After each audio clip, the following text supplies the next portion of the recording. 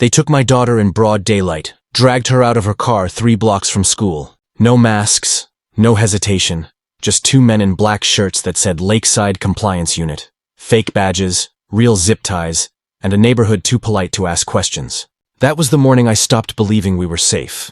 It began like any other day, sunlight spilling over neat lawns, sprinklers ticking like metronomes, and that quiet hum only perfect neighborhoods seem to have. You know the sound. Kids laughing down the block, garage doors humming open, coffee brewing somewhere behind white curtains. Peace. Predictable, empty peace. I'd been home on leave for a week. Navy SEAL, 20 years in, trying to remember what normal felt like. But normal is dangerous. It makes you forget what to listen for. At 7:03, the mail truck passed. At 7:06, my neighbor waved with his usual smile. At 7:10, I poured my second cup of coffee. And at 7:12, I watched my daughter pull out of the driveway for what should have been an ordinary day. Mia, 15, smart, half my temper, twice her mother's heart. She'd just started driving herself to school that week. A small freedom she'd earned, and one I'd pretended not to worry about. She stood by the counter that morning, hair still damp, backpack half open, grinning as I tossed her the keys. "Got the AirTag?" I asked. She rolled her eyes. "Yes, Dad. I'm not a kid." I smiled. "Good. But you're still mine." She laughed. God, I still hear that laugh. Then she was gone. And the sound of her car blended with the birds, the wind, the hum of sprinklers, the kind of sound you never think will turn into silence. I remember looking out the window. The light was gold, soft, familiar. A white SUV turned the corner, slow and deliberate, rolling past our mailbox like it had all the time in the world. No logos, no plates, tinted glass hiding eyes that already knew their target. It tailed her, subtle at first, just a shadow in the rearview mirror. She didn't notice. Why would she? This was Lakeside Oaks, the kind of place where kids sell lemonade, and the HOA mails out fines if your grass grows 2 inches too high. Safety was supposed to be built into the air here. At 7:17, the AirTag on my phone stopped moving. Static. Then a faint ping. Then nothing. I frowned, tapped the map again. No signal. I figured she'd hit a dead zone near the school road. I had no reason to suspect what was really happening, not until the phone rang. It wasn't her. It was a number I didn't know. I almost didn't answer. "Mr. Reynolds?" A shaky voice said. "This is Lisa. Lisa from down the street. You need to come to Maple and Briar. Right now." "Why?" Her voice cracked. "It's Mia." Every nerve in my body turned to wire. The coffee cup hit the counter and shattered. I didn't even feel it. My keys were in my hand before I knew it. My mind already a storm of what-ifs and muscle memory. When I turned onto Maple, I saw her car, driver's side door wide open, backpack spilled across the asphalt, papers fluttering like broken wings. The white SUV was gone. Neighbors stood frozen, holding their phones but doing nothing. Then I saw the zip ties. I stopped the truck in the middle of the street. Heart pounding, vision narrowing. Years of training tried to take over, to compartmentalize, to stay calm. But nothing in Bud S prepares you for this kind of ambush. Mia's phone was cracked, screen dark. Her necklace lay beside it. I knelt, fingers brushing the gravel, and something inside me, something I thought I'd left overseas, woke up again. They didn't just take my daughter. They declared war on the wrong man. I picked up her necklace, a small silver anchor I gave her when she turned 13. It was warm, like it had just left her skin. That heat burned straight through my palm. I could feel my heartbeat in my fingertips. I scanned the street, tire marks, shoe prints, bits of torn fabric near the curb. They worked fast, clean but not perfect. Professionals always leave a trace, especially when they think no one's coming after them. One of the neighbors, Mr. Dalton, stood by the fence, trembling with his phone still in his hand. "They said they were from the HOA," he stammered. "Said there was a safety issue with her car. Something about school parking permits." I thought. I turned to him. My voice was low, calm but sharp enough to cut glass. "You thought wrong," he swallowed hard. They had uniforms. Fake, I said, already moving. The smell of burnt rubber mixed with the faint sweetness of spilled coffee from her cup holder. My mind started piecing it all together. Angles, escape routes, timing. The white SUV couldn't have gone far. Every second mattered. I tapped my smartwatch offline. No surprise there. They'd used signal blockers, but that meant they were organized, funded, not random kidnappers. Then I saw it, a small reflection near the gutter. A broken dash cam lens half buried under dirt. Mia's. I pocketed it and took a deep breath. Calm. Steady. Focus. I'd been trained for war zones, for chaos, for men who think fear gives them power. But nothing sharpens focus like losing what you love. By the time I reached my truck, the local cops had arrived, lights flashing, radios crackling. Too slow. Sir, please stay behind the line. One of them started. I showed my ID, retired SEAL. That's my daughter. The officer hesitated, then nodded. We're setting up a perimeter. Perimeter won't help. I cut in. They're already gone. Get me the HOA president, now, he blinked. The HOA? Yeah, I said, eyes narrowing. The fake badges said Lakeside Compliance Unit. That name came from somewhere. As they scrambled for contacts, I climbed into my truck and synced my old service tablet to the AirTag backup system. Mia's tracker pinged, one last signal, before it went dark again. An old storage lot, 3 miles east of town. I hit the gas, every corner blurred past. I could hear my pulse in my ears, steady as gunfire. The voice of my old instructor echoed in my head. Calm isn't weakness, Reynolds. Calm is control. When I reached the storage lot, it was quiet. Too quiet. Faded paint, rusted gates, and cameras that looked functional but weren't. The kind of place people use when they don't want to be found. The SUV was there, white, idling faintly under a corrugated roof. I parked a block away and moved in on foot. No backup, no hesitation. As I approached, I saw 2 men, same black shirts, same fake HOA logos. One leaned against the SUV, smoking. The other talked into a radio, saying something about the handoff. My jaw tightened. I stepped out of the shadows and called out, "You boys lose a badge?" They spun, startled. One reached for his belt. "Easy," I warned. "Wouldn't do that if I were you." The smoker dropped his cigarette, muttering, "Who the hell are you?" I smiled, slow, dangerous. "The guy you shouldn't have messed with." For a moment, nobody moved. Then the one with the radio tried to run. I didn't chase. I didn't have to. I'd already memorized the plate, the call sign, the face. The other one froze as I picked up his fake badge from the ground. It read Lakeside Enforcement Division, Officer H. Cole. Fake name, real panic in his eyes. "Where's my daughter?" I asked quietly. He hesitated. You don't understand, try me." He looked away, shaking. "It's not what you think. They said it was just a pickup. HOA request, complaint about a school violation, who's they?" I pressed. He didn't answer, but his eyes flicked toward the logo on his sleeve, Lakeside HOA. I knew right then this wasn't random. It was personal. It started right here in this so-called perfect neighborhood. I stepped back, looked at the horizon, sun setting, light fading, and I swore something silently. They took my daughter under my roof, under my flag, in my town. That wasn't just a mistake. That was a declaration. And they had no idea who they'd declared it against. By the time I drove back toward Lakeside Estates, the sun was bleeding out over the rooftops. That eerie golden hour when everything looks calm right before it explodes. My reflection in the rearview mirror didn't look calm, though. I looked like what I'd spent 20 years trying to bury. A soldier who'd been given a reason to go to war again. The HOA office sat at the edge of the neighborhood. 2 floors of glass and arrogance, built to look community-friendly. The kind of place that holds bake sales in the morning and backroom meetings at night. The logo, Lakeside Homeowners Association, glinted on the glass door. Same as the one on those fake uniforms. I parked across the street, grabbed my phone and dialed Detective Hayes, one of the few local cops who still respected my service. "Hayes, it's Reynolds," he sighed. "Yeah, I heard. Your girl. We're pulling every traffic cam feed in a 10-mile radius." "Don't waste time," I said. "This isn't random. It's the HOA. I've got one of their fake badges. Tracked the SUV to a storage lot. They ditched it there." "Wait, you're saying the HOA's involved in a kidnapping?" "I'm saying someone using the HOA's authority is," I replied. "Find out who funds their compliance division. And if you don't hear from me in an hour, send backup to their headquarters." "Reynolds," I hung up. I wasn't waiting for backup. I walked across the street, calm and silent. Inside, the place smelled like lemon polish and money. Behind the front desk sat a woman in a beige blazer, nervous smile, eyes darting between her computer and me. "Can I help you?" she asked. "Yeah," I said, flashing the fake badge I'd taken. "This officer's part of your team?" She frowned. "Lakeside Compliance Unit? That's not one of our divisions. Then someone's using your name." Her hand twitched toward the phone, but I stepped closer. "Don't," I said softly. "I'm not here to hurt anyone. But if my daughter's name is on any of your files, you're going to tell me." Something in my voice made her stop breathing for a second. Then she nodded. "There was a new initiative, started by the board president last month. Community Safety Task Force." I leaned forward. "Name Howard Trent," she whispered. but everyone calls him Mr. Trent. He's got an office upstairs. The name hit me like a punch. Trent, ex-developer, HOA founder. The kind of man who built neighborhoods out of greed and called it civic duty. I'd seen his name on property records when I bought my place.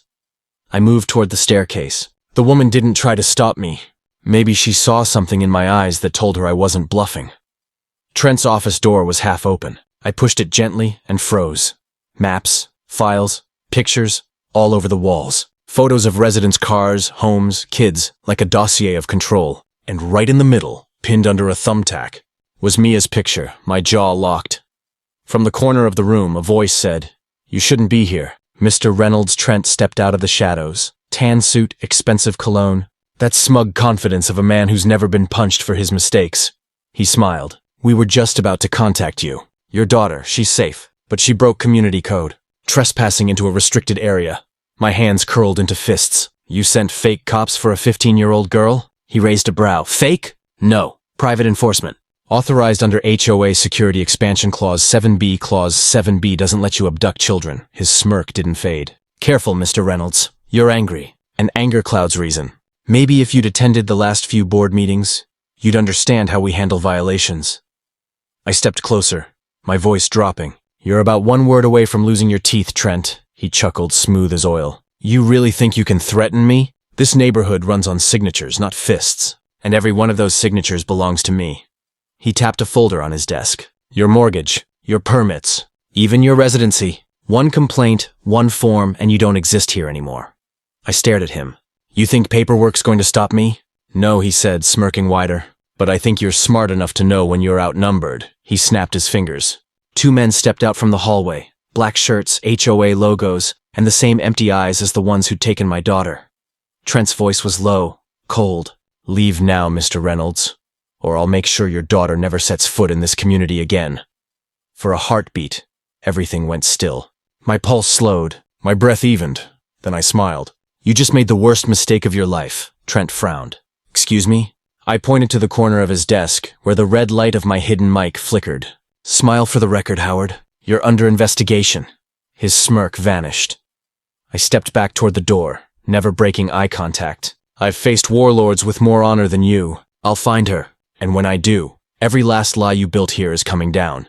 And with that, I walked out, calm, steady, the soldier in me fully awake again. Because they didn't just take my daughter. They declared war on a Navy SEALs home. The HOA's headquarters looked calm when I left, but I could feel eyes on me the whole way to my truck. Every security camera, every tinted SUV watching, tracking, waiting to see if I'd blink. But I'd been trained for worse shadows than these.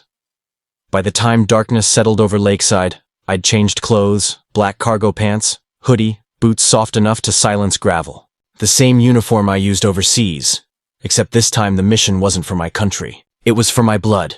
The HOA called it Lakeside Storage Facility, but locals knew it as the Community Records Annex. Just a fancy term for a fenced-off warehouse that nobody ever entered except authorized personnel. The kind of place that hides secrets behind keycards and polite lies. I parked a block away, killed the lights, and studied the fence line. Barbed wire, motion sensors. Two guards in cheap uniforms with the HOA crest stitched on their sleeves, pretending they were law enforcement. They didn't know they were guarding their own downfall. I slipped through the shadows, counting their steps. 1, 2, 3, pause. The pattern was predictable. On the fourth pass, I moved, low, fast, quiet. A breath between worlds. The side gate lock clicked open in under 10 seconds. I stepped inside and melted behind a dumpster as one of the guards walked by, humming off-key. Inside, the warehouse was colder than it should have been. Rows of metal shelves, boxes labeled with parcel numbers, and security cameras humming faintly in every corner. But I wasn't there for paper. I was there for proof. A server rack glowed in the back room, red and green lights blinking like a heartbeat. I plugged in my encrypted drive and began downloading. Footage folders flashed across the screen. Compliance patrol logs, resident violations, security recordings, restricted. And then I saw it. 712 Mia Reynolds capture feed. My blood froze. I opened the file. The grainy footage showed Mia's car turning a corner. The same SUV pulling up behind her. Two men stepping out, flashing fake IDs, grabbing her before she even unbuckled her seatbelt. She fought, kicked one of them in the knee. Brave like her mother. Then a third man appeared, the same build as the guy standing behind, Trent, earlier today. He whispered something to the camera before it cut out. Mr. Trent says this one's special. My jaw clenched so hard it hurt. A sudden creak echoed through the building. I turned off the monitor, dropped behind a shelf, and listened. 2 voices. The same guards. You sure you heard something? Yeah. Trent said the Navy guy's been sniffing around. If he shows up here, we're supposed to call him or put him down. A pause. Then, if we have to. I exhaled slowly. They were close now, flashlights slicing through the dark. I grabbed a metal pipe from the shelf, waited until one light passed, then swung low. One hit, knee, ribs, throat, the guard went down gasping. The other turned too slow. 2 moves later, he joined his friend on the floor. Both unconscious, alive, but done for the night. I secured their radios, pulled a keycard from one of their belts, and slipped deeper inside. The data drive beeped. Download complete. I yanked it free, slid it into my vest pocket, and walked toward the emergency exit. Outside, the air felt heavier, the silence sharper. The world didn't know it yet, but the HOA's empire of control had just sprung its first leak. I climbed into my truck and hit the gas. My phone buzzed. A text from an unknown number. Mr. Reynolds, if you want to see your daughter again, stop digging. I stared at the message, knuckles tightening around the wheel. Then I typed back one line, too late. You already woke me up. And I meant it, because they thought they could break a father. But they forgot I wasn't a father tonight. I was a SEAL hunting through the dark, and I'd just found their trail. The next morning, the air felt like a live wire. Every sound in Lakeside carried weight. The hum of power lines, the soft growl of a passing car, the crunch of gravel beneath tires.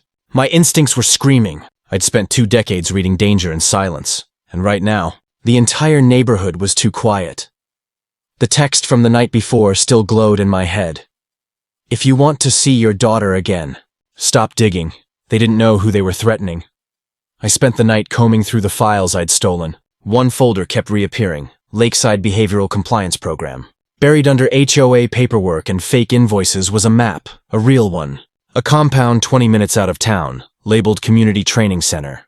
I zoomed in. Security fencing, underground access points, cameras. This wasn't a training facility. It was a holding site. I loaded my gear. Tactical flashlight, lock kit, sidearm, phone tracker, and the AirTag data Mia had synced to her phone. The last ping was just 2 miles from that training compound. By 4:30 a.m., I was parked in the tree line just before dawn broke. The compound sat in a valley surrounded by pine trees, chain-link fence glinting under floodlights. Every 30 seconds, a guard circled with a rifle slung low, the logo on his vest, Lakeside Compliance Unit. The same fake HOA cops who dragged my daughter away. I moved through the shadows, heartbeat steady. Every muscle knew what to do before I thought it. I'd done this before, Iraq, Syria, Somalia. Different enemies. Same arrogance. The fence was easy, diagonal cutters through the bottom, then crawl low. I hit the gravel inside and froze. 2 guards were smoking by a truck, chatting about weekend overtime. I crept closer, staying in the blind spot of the floodlight. One shift of weight, one precise step, and the next sound they heard was their radios hitting the ground.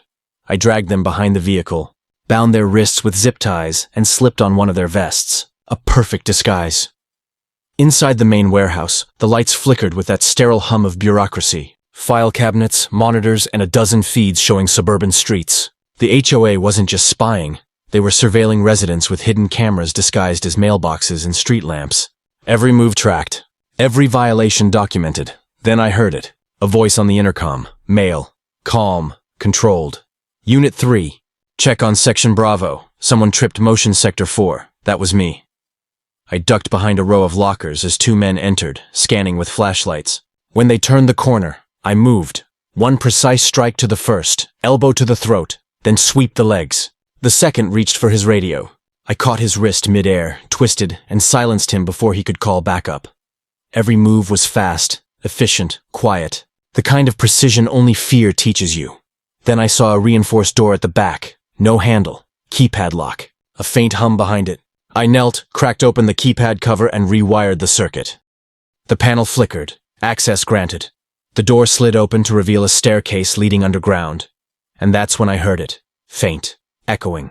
A muffled voice. A cry. A name. Mamiya? My breath stopped. I descended fast, gun ready, until I reached a long corridor lined with glass cells. Not prison bars, containment units, Inside them were residents, men and women in HOA uniforms, restrained, terrified. One of them looked up and whispered, "They're not who they say they are. They're using the HOA as cover." I scanned the row until I saw her, Mia. Tired, pale, but alive. Her hands bound, eyes wide when she saw me. "Dad?" The sound of her voice snapped something in me I didn't know was still breakable. I moved to the control panel, cut the main power, and the red emergency lights bathed the hallway in chaos. "Stay behind me," I told her, "no matter what happens." And for the first time since that morning, I saw it. The spark in her eyes, the same one her mother used to have. Then the alarms blared, and the speakers came alive with a familiar voice, cold, smug, and calm. "Well, Mr. Reynolds," said Trent, "you finally found us. Let's see if you can leave." The lights flashed. Footsteps echoed above, and I smiled, slow, cold, and ready, because I'd just stepped into their trap. But they hadn't realized I was the trap. The alarm's wail ripped through the concrete like a living thing. Red emergency lights spun across the walls, painting the underground hall in pulses of blood and shadow. I could hear the boots above, dozens of them pounding down the steel stairs. Mia gripped my arm. "Dad, they're coming." I gave her that same calm look I used to give my men before a breach. "Then they're making my job easier." I swept my eyes across the room. Multiple containment cells, a power conduit running along the ceiling, and one maintenance tunnel at the far end. Perfect terrain for controlled chaos. "Stay low," I whispered, cutting the bindings off her wrists. "And when I say run, you run," she nodded, shaking but steady. "That's my girl." The first wave hit hard. 3 men in black tactical vests storming down the stairwell. They thought the lights gave them the advantage. I'd spent my life fighting in worse. The first came in shouting commands. I put a 9mm round through the floodlight above him, plunging the stairwell into near darkness. He froze just long enough for me to move. 3 steps forward, kick to the chest, pivot, elbow to the jaw. He went down before he knew he'd lost. The second raised his rifle.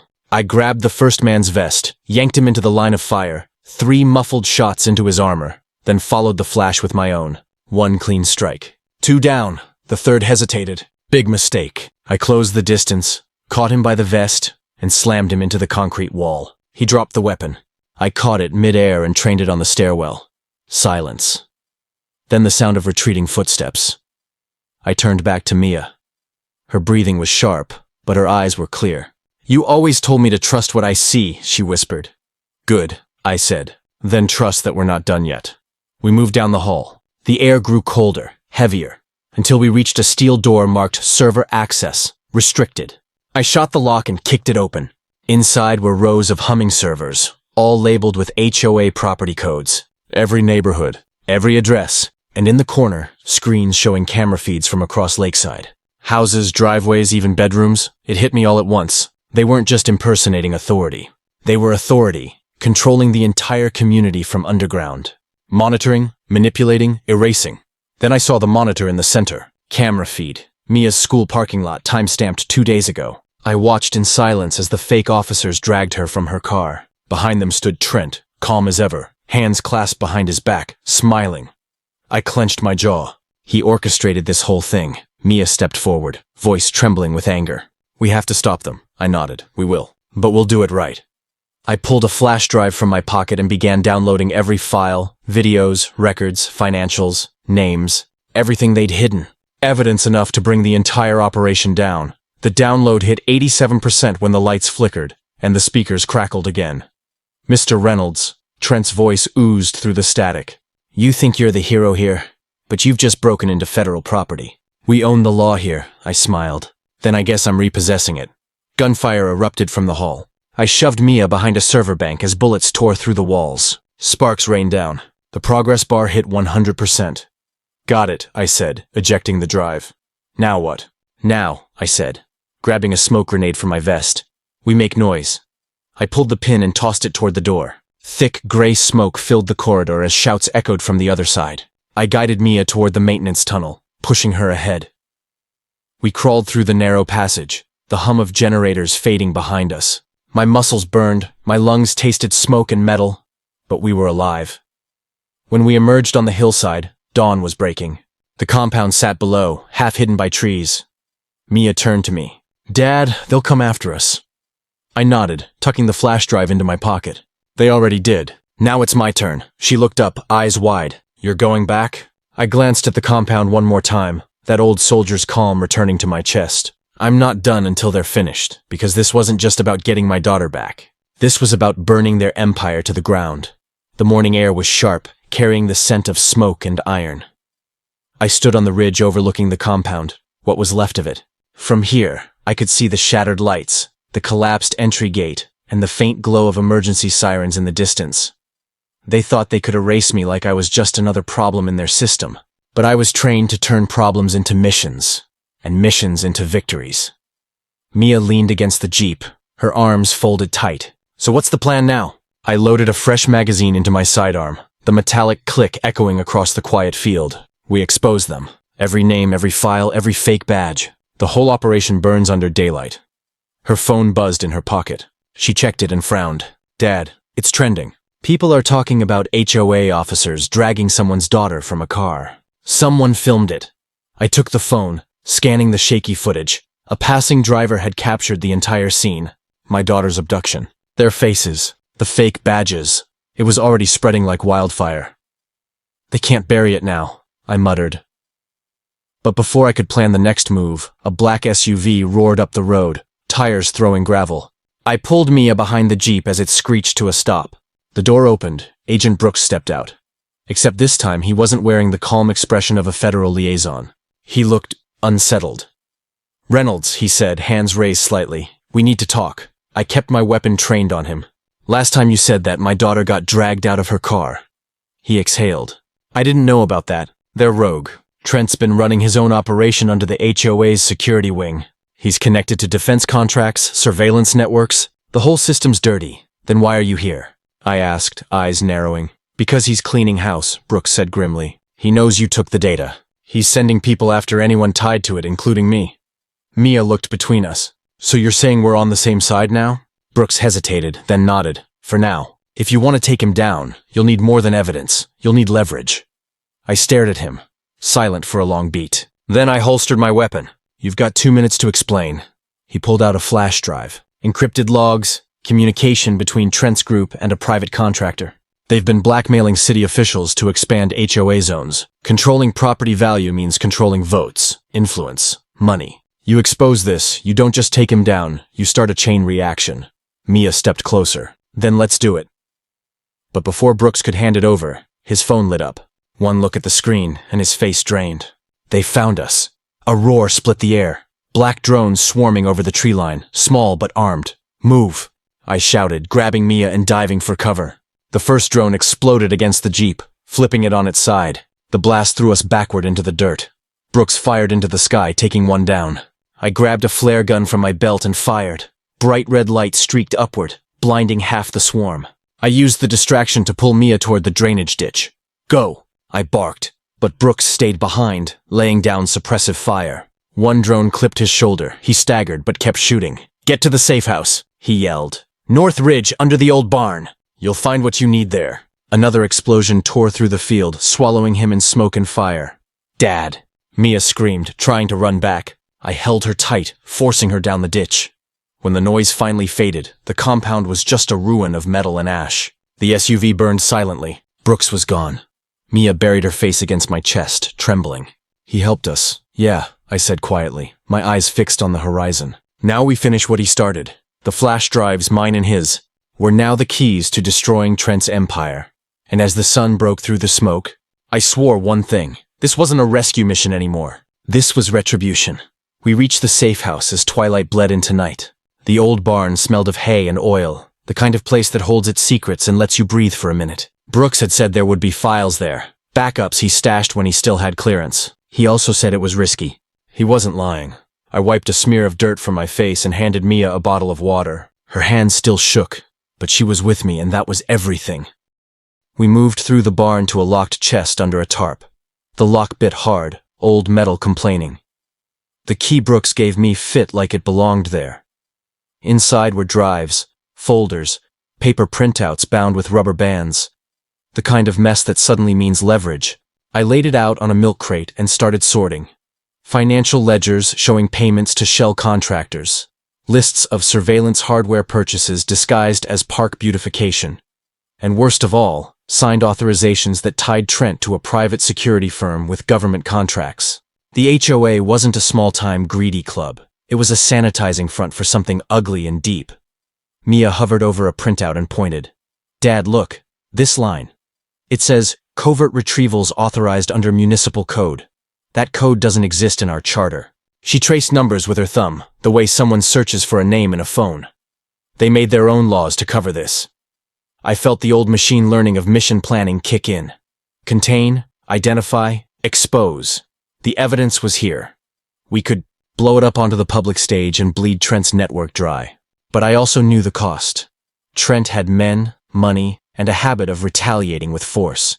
If we pushed too fast, Mia was still a target. If we waited, he would bury records, bribe officials, and wipe our tracks. There was only one safe option. Make sure the first blow was decisive, public, and undeniable. I loaded the main cache onto 2 drives. One I encrypted and carried with me. The other I prepared for dissemination. We needed more than social media. Trent's reach meant he had friends in the press and pockets in the local law. We needed a federal hammer. I dialed Detective Hayes and kept my voice steady. "Hayes, I have everything. Names, dates, wire transfers. Trent is laundering through HOA budgets into private security. I can prove it." I let the line breathe. "Where are you?" Hayes asked. "Old barn off County Road 12, I said. "Get a warrant. Bring media oversight. Bring armored transport if you have to. Do not go in blind." There was a pause. Maybe for the first time in my life, a cop respected the edge I carried. "We're moving," he answered. While we waited, I picked through the drives and found the Sterling link. A recorded directive from Trent, addressed to his enforcement commanders. He spoke casually, like a man scheduling a luncheon. He used language that sounded technical, but the meaning was clear. Remove resistors. Keep the optics clean. We cannot let petty sentimentality disrupt growth. I saved it, my hands steady, heart not. A truck rolled up through the dirt. Hayes and 2 federal agents stepped out, badges and all. Their faces were grave but relieved. The moment the agents keyed in, I felt the edge lift a fraction. We were no longer 2 people hitting the world alone. We had muscle behind the paper. We met with Hayes in a trailer that smelled of coffee and bureaucracy. He scrolled through the files like a man swallowing an unpleasant truth. "If this holds up," he said, "we do a coordinated raid. Trent doesn't see it coming. We get him in custody with evidence in hand. We release everything publicly at once. No leaks, no softballs." I nodded. "Make it loud. Make it irreversible." He looked at Mia, and for a second the lawman softened. "We move at first light. Go home. Get rest. We'll handle the rest. If Trent moves, call me and disappear." We drove back to our place with the drive tucked in my jacket like a live grenade. Mia leaned her head on my shoulder in the car, and for the first time since the abduction, let herself breathe. "Are they going to pay, Dad?" "They're going to answer," I said. "And when the cameras come down on them, they'll see how wrong they were. I promised myself I would not celebrate until the job was done." Trent still had 1 card left. I could feel it in my bones. But the seeds were planted. The county would wake tomorrow to headlines that could not be ignored. As we turned down our street under the night sky, a small notification buzzed on my phone. Unknown number. Short message. "You should have stayed quiet. Tonight was your warning." I pocketed the phone and looked at Mia. The hard line that lives under a parent's calm hardened in my jaw. They had 1 warning left to use. We had 1 move left to make them regret ever touching our family. The dawn would bring officers, cameras, and a courtroom-sized reckoning, and I would be waiting. Morning came cold and hard. The sky was a flat gray, the kind of light that makes everything look honest. I felt it in my bones, the same steady pull I used to get before a mission. We met Hayes and the federal team at the county staging lot while the sun was still thin above the horizon. There were uniforms, badges, armored vehicles, and camera crews kept politely at a distance by handlers who understood the value of timing. Hayes walked up to me, his face set. "This is a synchronized takedown. 2 sites, 3 targets. We move at 0600, no earlier. You ready? Ready, I said. Mia stood beside me. Her hands were white around the strap of her small backpack, but her jaw was set. She had been through the worst night of her life, and she still owed me that stubborn spark that kept her going. Stay with me, I told her. Stay close. At 055 the convoy rolled. We threaded the back roads to avoid Trent's people.